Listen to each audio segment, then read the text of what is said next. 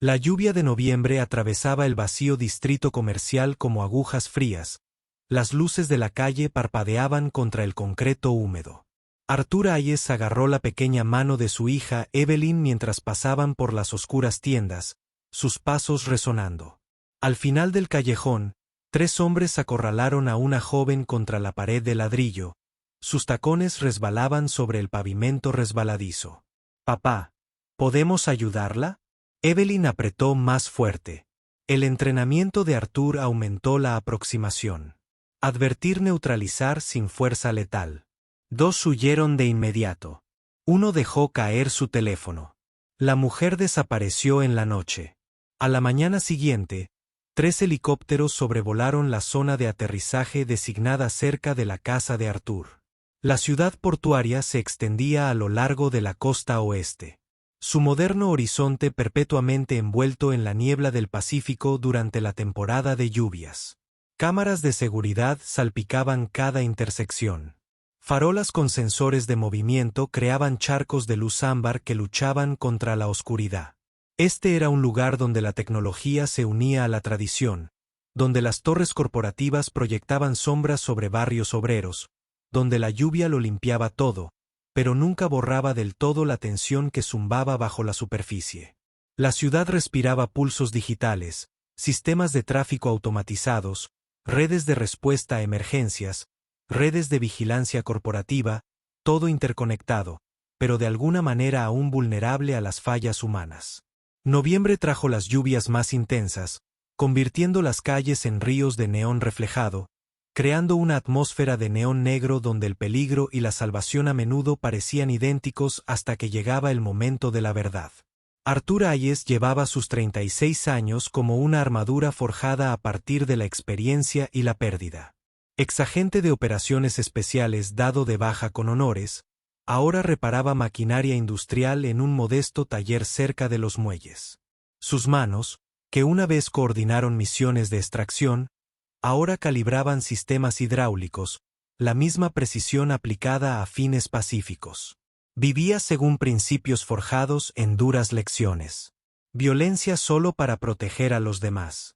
Llamar siempre primero al 911. Respetar los procesos legales por encima de la justicia personal. Las paredes de su apartamento no tenían medallas ni fotos de servicio. Solo los dibujos de Evelyn y una cita enmarcada. Elige la pelea segura. Las pesadillas habían cesado casi por completo, salvo por un recuerdo recurrente que un compañero de equipo perdió porque la inteligencia se equivocó porque alguien fue descuidado con los detalles. Ese fantasma ahora determinaba cada decisión, especialmente con Evelyn dependiendo de él. Arthur creía en los sistemas, en los refuerzos, en hacer las cosas bien, incluso cuando la forma incorrecta pudiera ser más rápida. Evelyn Hayes, de 7 años, poseía una inteligencia emocional que asombraba a los adultos. Se daba cuenta de cuando los dependientes del supermercado parecían cansados, cuando los perros necesitaban agua, cuando su padre miraba demasiado tiempo al vacío.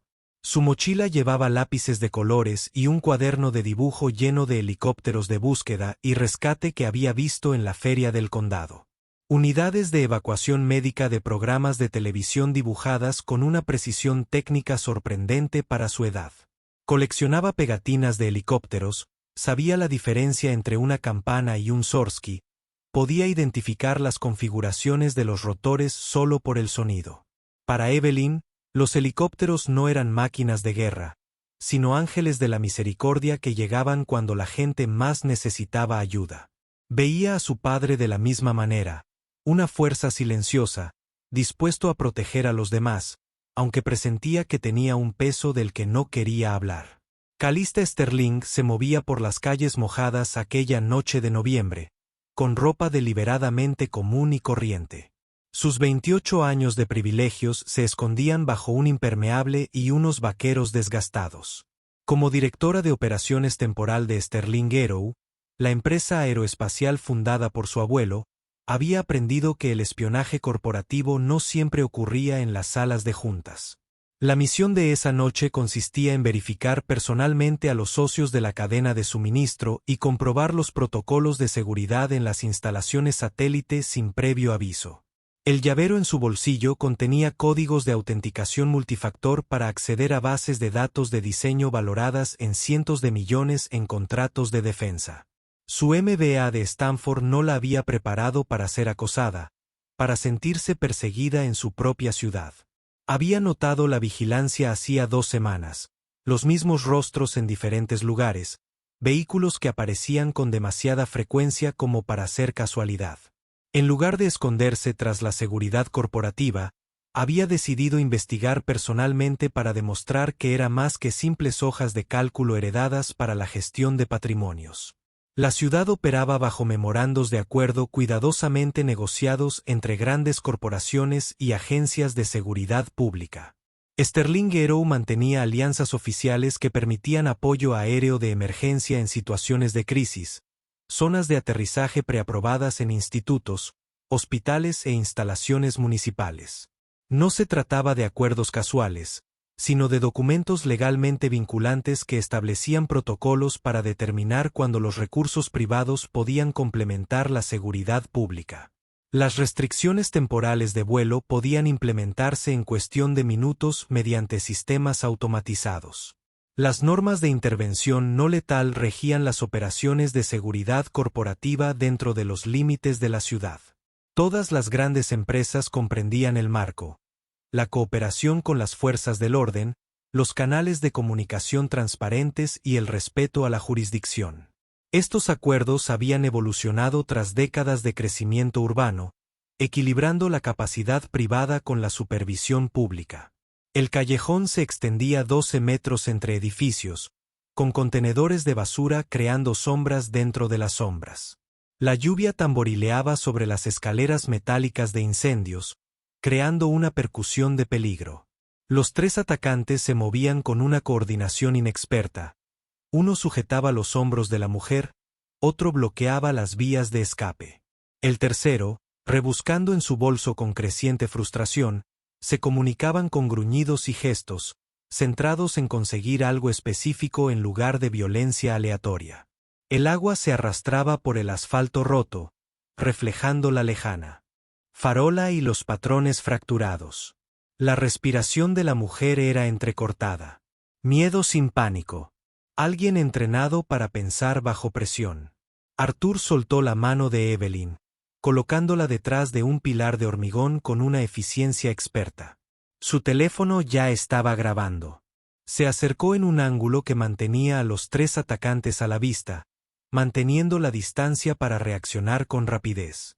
«Suéltala», ordenó, con una voz que transmitía autoridad militar sin agresividad. «La policía ya está en camino». El atacante más cercano giró, sacando una navaja plegable con la mano derecha y un movimiento nervioso. Sin entrenamiento, Arthur esquivó la previsible embestida, usando el impulso del hombre en su contra con un simple arrastre de brazo que lo hizo resbalar por el pavimento mojado. El cuchillo se escabulló. La rodilla de Arthur golpeó el plexo solar del segundo atacante con una fuerza calculada con precisión, suficiente para incapacitarlo sin causar lesiones permanentes. Nada de golpes en la cabeza, nada de movimientos que pudieran causar daños permanentes. El tercer hombre salió disparado de inmediato. Su teléfono se cayó de la chaqueta y la pantalla se rompió contra el hormigón.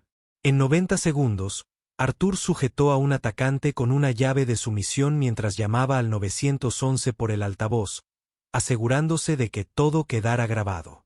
La mujer ya había desaparecido en la noche, dejando solo el eco de tacones corriendo.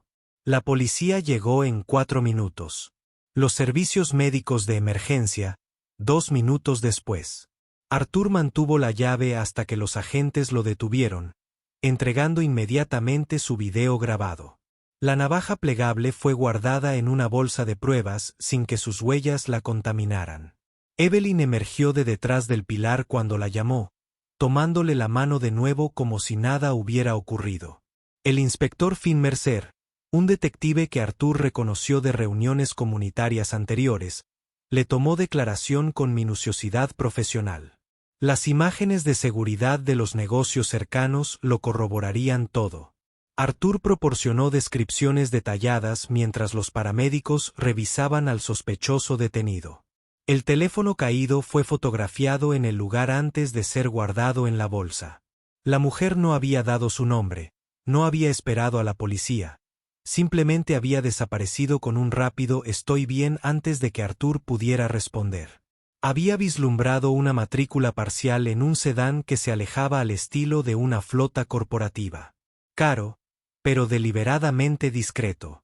Evelyn preguntó si la señora estaba a salvo. Arthur dijo que sí, aunque sentía que algo no estaba resuelto. El teléfono olvidado sería crucial más tarde. Su pantalla rota aún mostraba mensajes parciales que los investigadores decodificarían mediante análisis forense digital. A medianoche, la unidad de delitos cibernéticos de la comisaría había extraído el número IMEI del teléfono e iniciado los protocolos estándar. El dispositivo contenía mensajes mal encriptados que hacían referencia a alguien identificado únicamente como DC, junto con las coordenadas de un punto de encuentro en Riverside.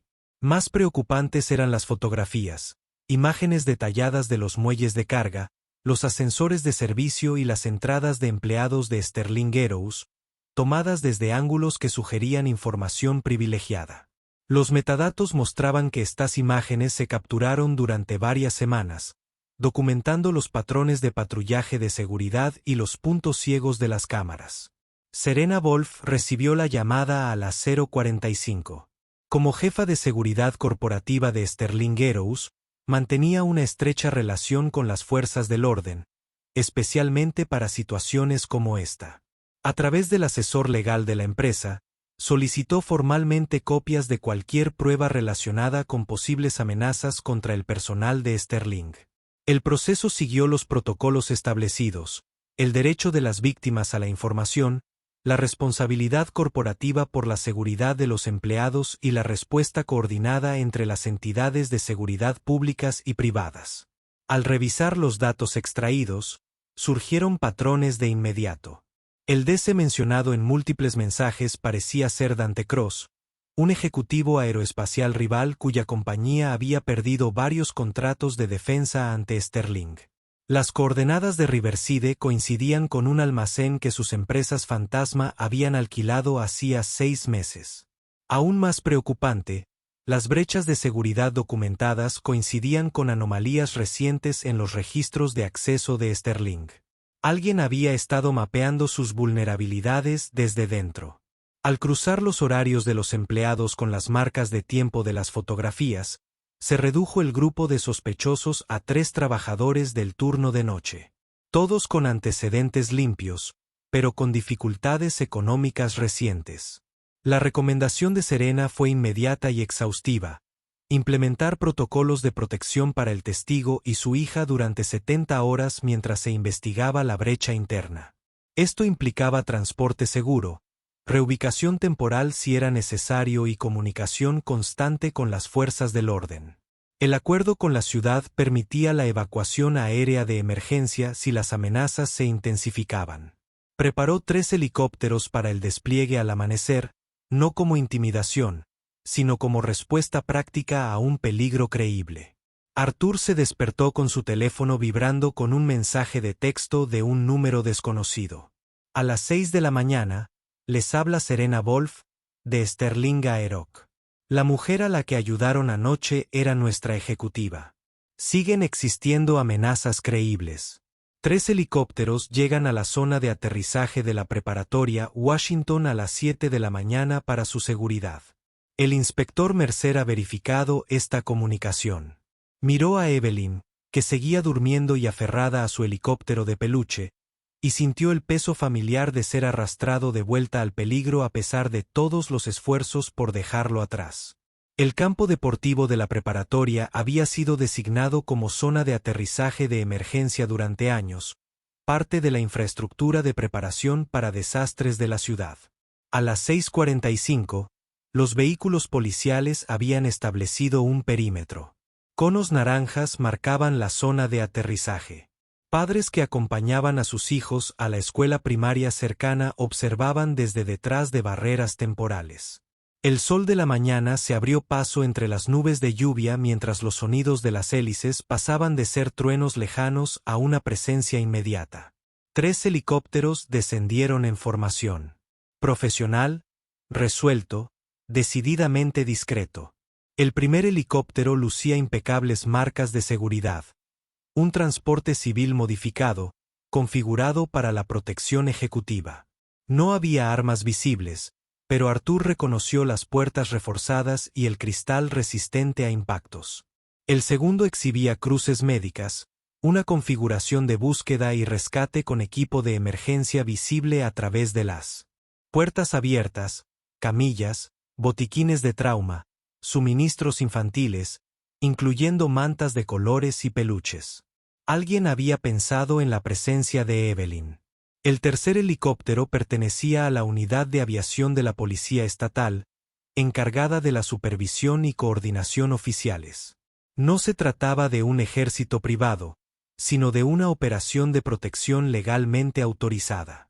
Calista Sterling salió del helicóptero líder con un atuendo de oficina que, de alguna manera, parecía apropiado a pesar de las circunstancias.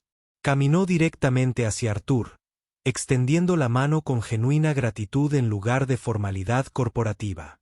Señor Hayes, le pido disculpas por la dramática llegada de anoche.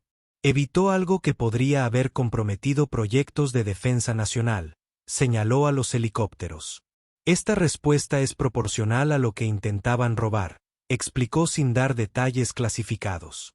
El llavero en su bolso contenía tokens de autenticación para bases de datos que albergaban diseños aeroespaciales con un costo de desarrollo de miles de millones de dólares.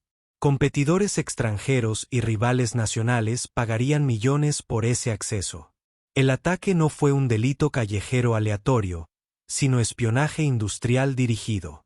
Los 3 helicópteros representaban diferentes aspectos de la seguridad de respuesta para protección inmediata, asistencia médica para apoyo humanitario, incluyendo terapia para traumas de testigos, y supervisión oficial, garantizando que todo se mantuviera legal y transparente. Arthur escuchó mientras observaba a Evelyn aceptar auriculares antirruido de un miembro del equipo médico que se arrodilló a su altura, explicándole cómo funcionaban los helicópteros y ajustándolos correctamente. El rostro de su hija mostraba asombro en lugar de miedo, continuó Calista. Necesitamos su ayuda durante las próximas 70 horas. No como fuerza o como agente del orden. Tenemos gente para eso. Como alguien que entiende la evaluación táctica y puede identificar vulnerabilidades que podríamos pasar por alto. El consultor califica como protección legal completa. La seguridad de su hija es nuestra prioridad absoluta. La experiencia militar de Arthur reconocía una operación bien planificada al verla. No eran vaqueros jugando con juguetes caros, sino profesionales siguiendo protocolos. También reconoció las cautelosas palabras de Calista. Necesitaba su experiencia, pero dentro de los límites legales. Mi hija está protegida en todo momento. Dijo, no participo en ninguna acción coercitiva. Todo se hace por los canales adecuados y quiero acuerdos escritos que cubran la responsabilidad y el bienestar infantil. Calista sonrió, la respuesta de alguien que aprecia la minuciosidad. Serena tiene la documentación lista. Bienvenido a la auditoría de seguridad más aburrida que jamás realizarás. Durante las siguientes 18 horas, Arthur examinó las instalaciones de Sterling Aerospace con nuevos ojos.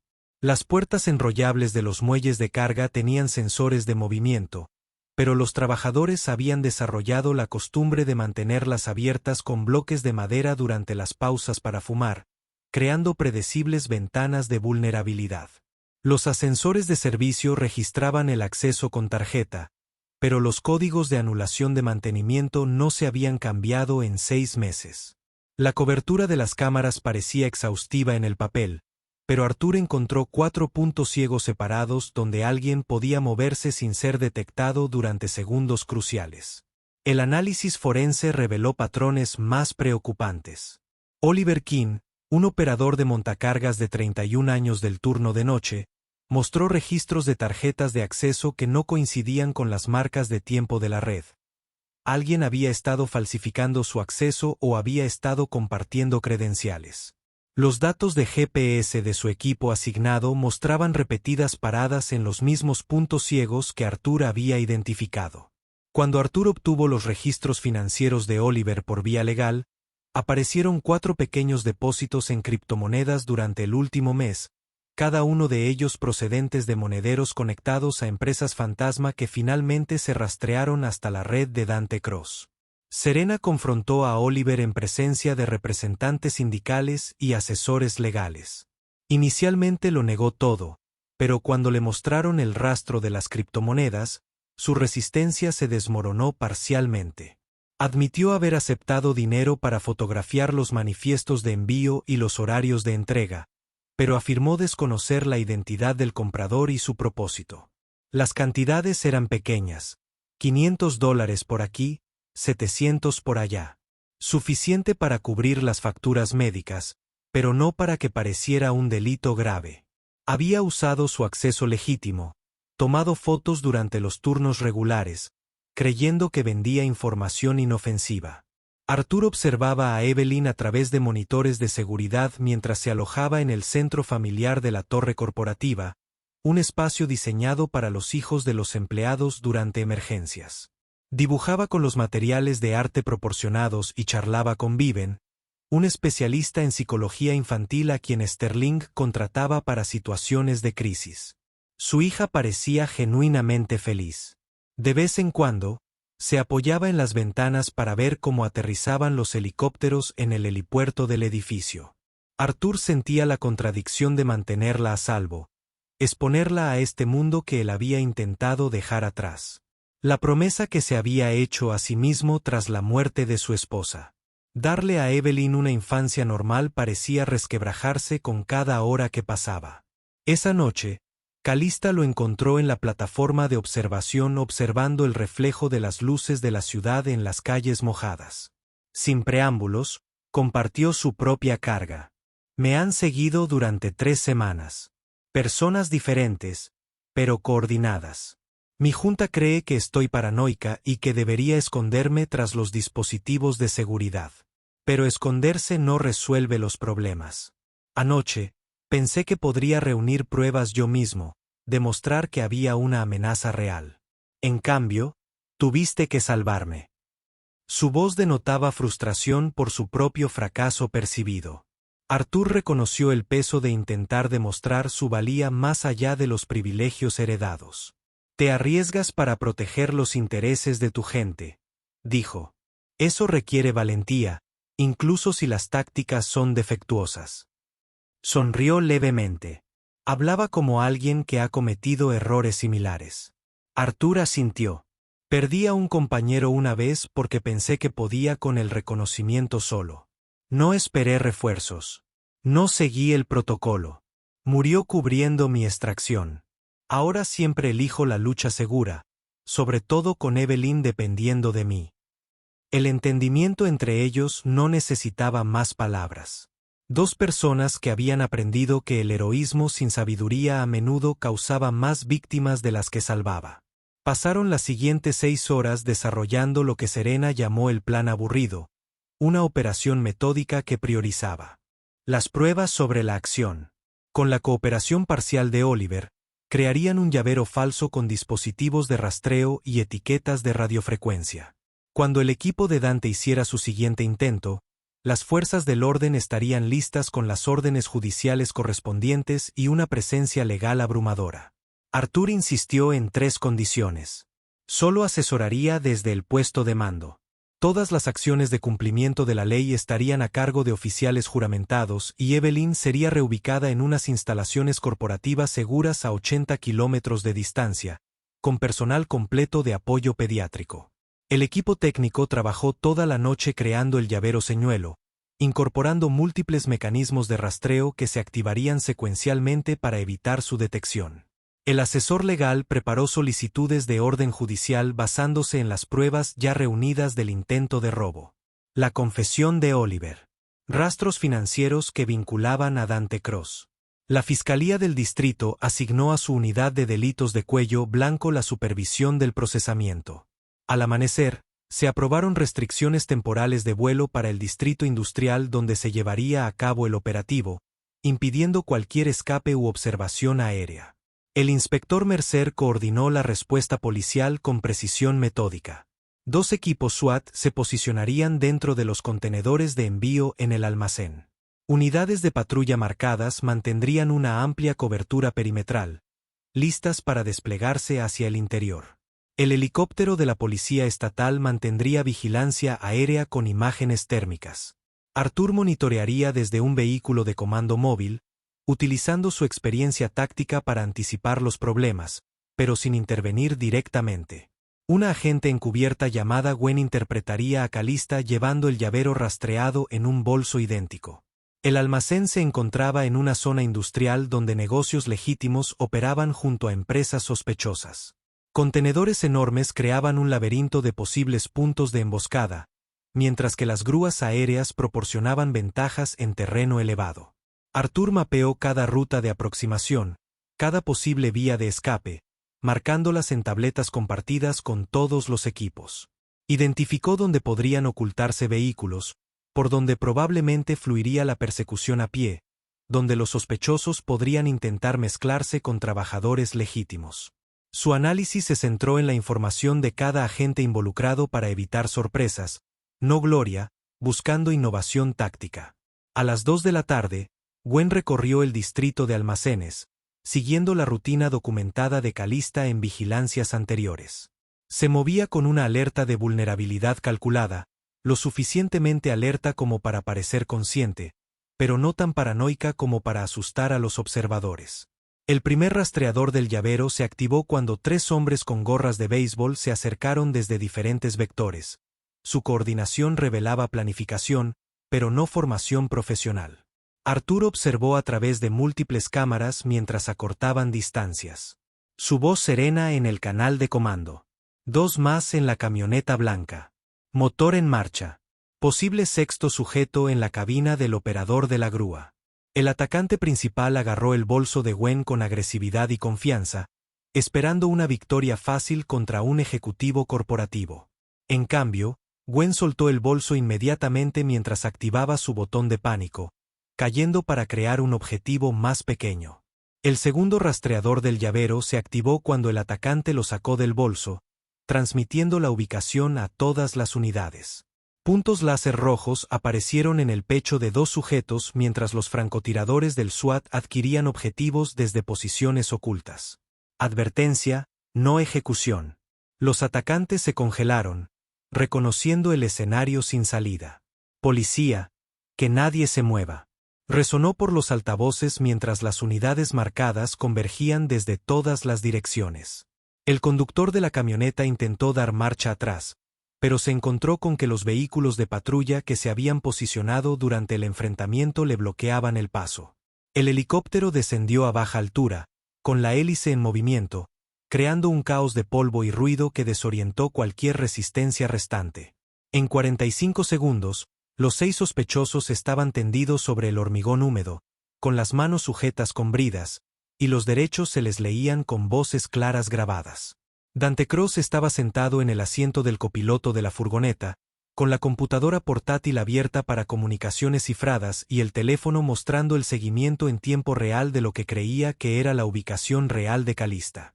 Su expresión pasó de la confianza a la confusión y finalmente a la derrota cuando el inspector Mercer lo arrestó personalmente. La computadora contenía pruebas suficientes para que los analistas forenses pasaran semanas desentrañando transferencias de criptomonedas, comunicaciones con Oliver King, planes detallados de vigilancia e incluso borradores de comunicados de prensa diseñados para dañar la reputación de Sterling tras robarle sus datos. Oliver había intentado escapar por el muelle de carga trasero del almacén. Gracias a su conocimiento interno de las instalaciones, Artur lo rastreó a través de las cámaras de seguridad, dirigiendo a las unidades de patrulla para que lo interceptaran sin persecución. Se dirigía al túnel de mantenimiento entre los edificios 4 y 5. Artur informó que 2 agentes podían cortarle el paso en la salida norte. El arresto se produjo sin violencia. Oliver salió del túnel y se encontró con agentes esperándolo, entregándose de inmediato. Cuando comprendió que escapar era imposible, su cooperación resultaría valiosa para procesar a Dante Cross. El informe forense posterior reveló el plan completo de Dante.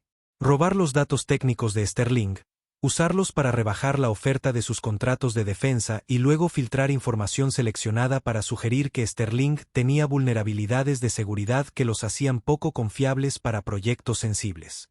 Había invertido casi $2 millones en la operación, dinero que ahora se convertiría en evidencia de conspiración. Oliver aceptó un acuerdo de culpabilidad al brindar testimonio sobre métodos de reclutamiento y estructuras de pago a cambio de cargos reducidos. Sus deudas médicas lo habían vuelto vulnerable, pero su cooperación ayudó a prevenir una explotación similar de otros trabajadores. La cobertura mediática se centró en la exitosa asociación público-privada en lugar de en las hazañas individuales. Sterling Arrow elogió la profesionalidad de las fuerzas del orden, mientras que los comisionados de policía destacaron cómo la cooperación corporativa había evitado posibles actos de violencia. El nombre de Arthur no apareció en los registros públicos. Un consultor civil que había aportado información valiosa, pero no buscó reconocimiento. La identidad de Evelyn permaneció completamente protegida, aunque no entendía por qué no podía contarles a sus amigos sobre la observación de helicópteros desde el alto edificio. Sterling Arrow implementó las recomendaciones de seguridad de Arthur en 2 semanas.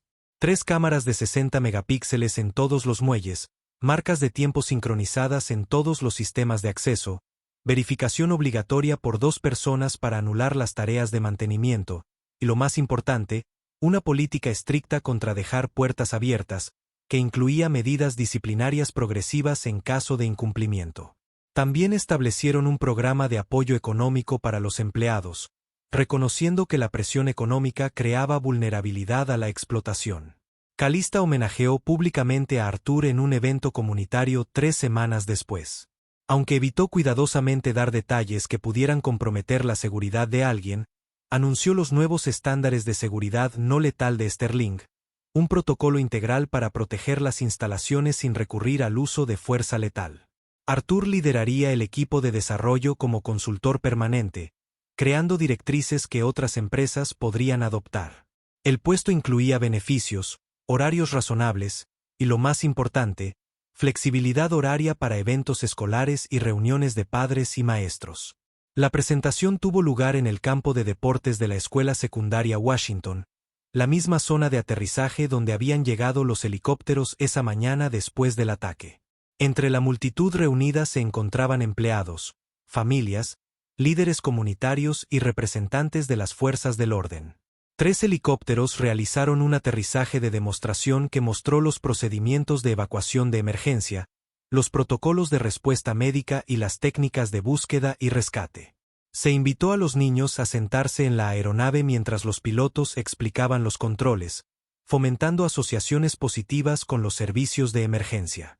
Evelyn le entregó a Calista un dibujo en el que había trabajado durante días.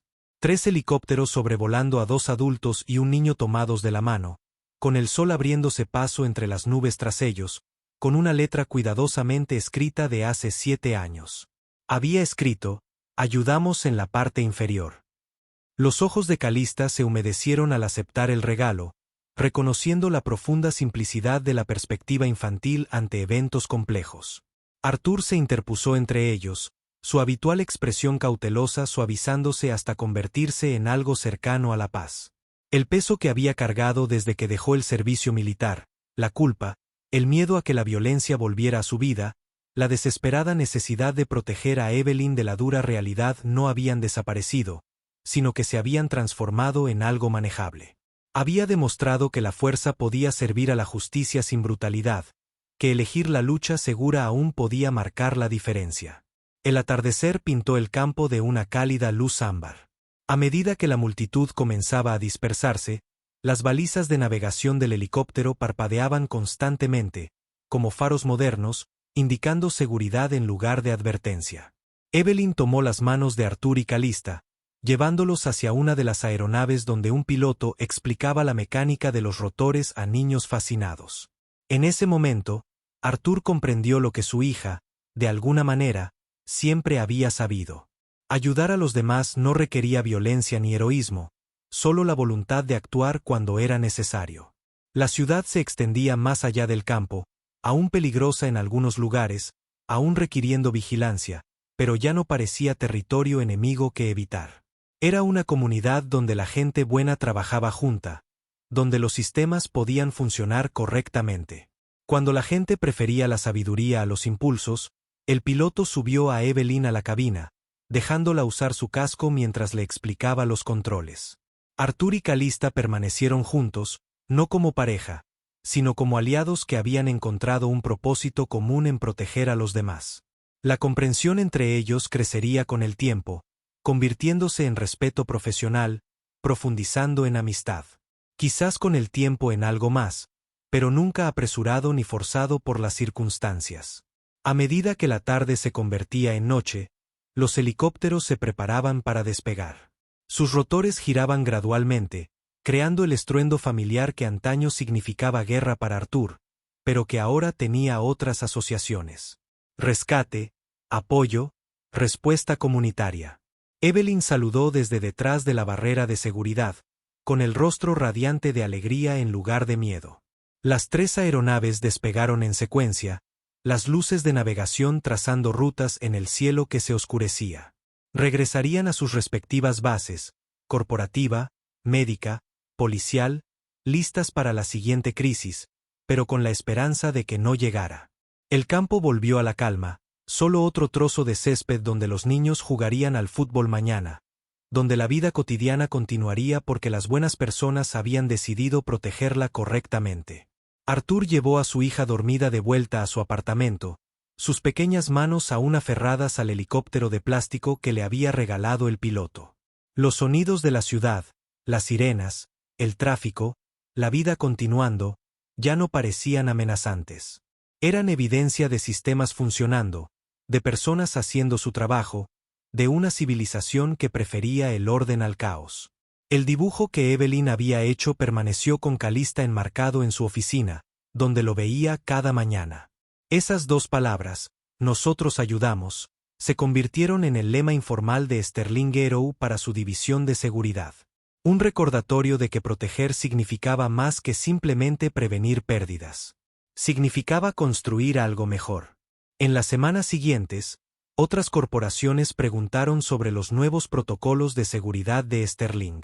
Arthur se encontró dando consultas por toda la ciudad, enseñando técnicas de desescalamiento, evaluación de vulnerabilidad y, lo más importante, la filosofía de que la verdadera seguridad provenía de prevenir conflictos en lugar de ganarlos. Su experiencia militar filtrada a través de la sabiduría de un padre y la perspectiva de un civil crearon marcos que otros podrían seguir. Oliver King cumplió 6 meses en seguridad mínima y utilizó ese tiempo para completar una capacitación vocacional en seguridad cibernética, e irónicamente aprendió a proteger los sistemas que una vez ayudó a comprometer. Tras su liberación, Sterling lo contrató nuevamente en su departamento de TI. Al reconocer que la redención era mejor para todos que el castigo permanente, se convirtió en uno de sus empleados más dedicados. Su perspectiva interna es invaluable para identificar vulnerabilidades potenciales. Dante Cross enfrentó cargos federales por conspiración, espionaje industrial y extorsión. Su empresa colapsó a los pocos meses. Sus contratos se redistribuyeron entre los competidores que habían jugado limpio. El caso se convirtió en un estudio de libro de texto sobre cómo la rivalidad corporativa podría convertirse en comportamiento criminal utilizado en las escuelas de negocios para enseñar límites éticos. Pero esos fueron detalles posteriores. Notas a pie de página de la historia real. La verdad vivió en momentos más pequeños. Arthur le enseña a Evelyn a hacer nudos adecuados mientras le explica cómo la preparación evitó el pánico. Calista aprende a ver la seguridad como una protección de las personas y no de los activos. Serena desarrolló protocolos que equilibraban la eficiencia con la humanidad. El reinado de la ciudad continuó con sus patrones estacionales, limpiando las calles y creando una niebla perpetua que suavizaba los bordes ásperos. El puerto siguió funcionando y el comercio legítimo fluyó a través de canales que la corrupción había tratado de comprometer. Los niños caminaban hacia la escuela por los mismos callejones donde el peligro acechaba, protegidos por sistemas que funcionaban porque buenas personas habían elegido hacerlos funcionar. 6 meses después, en una clara mañana de primavera, Arthur estaba en el mismo campo observando cómo la escuela de Evelyn celebraba su día anual de seguridad. Helicópteros reales aterrizaron mientras los niños vitoreaban. Los bomberos demostraron el equipo. Los agentes de policía explicaron su papel como ayudantes más que como guerreros. Calista estaba a su lado. Su relación evolucionó naturalmente desde el respeto profesional hasta el afecto genuino, aunque ninguno de los dos se apresuró a etiquetarlo. Ella tenía razón, ¿sabes?, dijo Calista, observando a Evelyn ayudar a los niños más pequeños a comprender la exhibición del helicóptero. Esa primera noche, cuando te preguntó si podías ayudar, vio lo que tenía que suceder antes de que cualquiera de nosotros, los adultos, nos diésemos cuenta. Arthur asintió, entendiendo que la simple pregunta de su hija había cambiado muchas vidas. El suyo, Calistas, incluso Alevers a su manera. El deseo de ayudar, cuando se canaliza a través de la sabiduría y de sistemas adecuados, podría transformar situaciones peligrosas en oportunidades de justicia y crecimiento. Los helicópteros despegaron de nuevo, su salida sincronizada, planea inspirar en lugar de intimidar. Evelyn corrió hacia su padre, con los ojos brillantes de emoción, ya planeando su próximo dibujo. Desde la perspectiva de su hija, el mundo tenía perfecto sentido. La gente necesitaba ayuda. Llegó la ayuda. Todos trabajaron juntos. Los problemas se resolvieron. Arthur la levantó sobre sus hombros, sintiendo sus pequeñas manos agarrar su cabello para mantener el equilibrio. Calista caminó junto a ellos, discutiendo planes para ampliar el programa de capacitación en seguridad. Su visión para los negocios complementa su conocimiento táctico. Avanzaron entre la multitud de familias. Parte de una comunidad que había enfrentado el peligro y había elegido responder con sabiduría en lugar de violencia. La ciudad se extendía delante, compleja e imperfecta, pero en funcionamiento. Sus sistemas eran mantenidos por personas que entendían que la verdadera fuerza significaba saber cuándo no luchar. Ese verdadero coraje significó seguir procedimientos incluso cuando los atajos parecían más fáciles. Esa seguridad duradera surgió de la construcción de confianza y no de muros. Cuando llegaron a su auto, Evelyn preguntó si podían almorzar pizza. La emoción de la mañana ya se está trasladando a simples preocupaciones infantiles. Arthur estuvo de acuerdo, sabiendo que proteger esos momentos mundanos, la pizza, los almuerzos, las tareas escolares y los cuentos antes de dormir, representaba la verdadera victoria. Los dramáticos helicópteros, la conspiración frustrada y la intriga corporativa habían sido medios para lograr este fin. Un niño preguntando con seguridad sobre el almuerzo, un padre capaz de proporcionárselo, una comunidad donde esa simplicidad podría florecer. El dibujo que había hecho permaneció en la oficina de Calista. Esas 2 palabras, un recordatorio permanente de lo que importaba. Ayudamos. Ni conquistado, ni dominado, ni siquiera uno. Simplemente ayudó cuando se necesitaba ayuda de maneras que construyeran en lugar de destruir. El ritmo de la ciudad continuó a su alrededor. Grúas de construcción de nuevas torres, barcos que ingresan al puerto con mercancías de lugares lejanos, personas que persiguen sueños y enfrentan desafíos. Dentro de esa vasta complejidad, su pequeña historia había demostrado que las elecciones individuales importaban, que elegir la sabiduría en lugar del impulso podía tener repercusiones inesperadas. Arthur puso en marcha el coche. Evelyn canta suavemente en el asiento trasero. Calista revisando mensajes pero presente en el momento. Condujeron por calles familiares que sus esfuerzos habían hecho más seguras.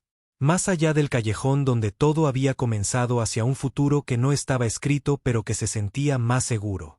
Porque habían elegido ayudar correctamente cuando era necesario.